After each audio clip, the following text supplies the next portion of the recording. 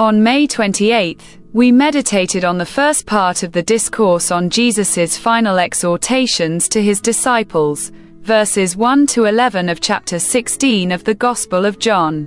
We had to develop 2 points, namely, Jesus prepares his disciples for the coming persecution. The coming of the Holy Spirit will convict the world of sin, righteousness, and judgment.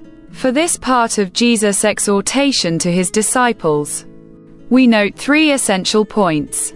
First point, the Spirit will reveal the truth to you, verses 12 to 15.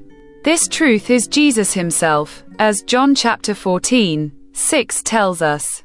It is on this promise that the divine authority of the apostolic teachings is based.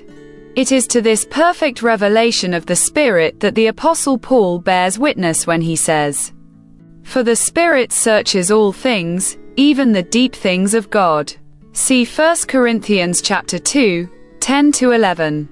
It is the Spirit who will make clear and vivid in the minds of the apostles the predictions of Jesus concerning the future of his kingdom, its successive progress on earth, and its glorious accomplishment.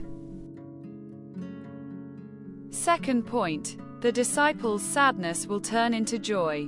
Verses 16 to 22. Jesus' words in verse 16 are quite disturbing when he says, "A little while you will not see me, and after a little while you will see me."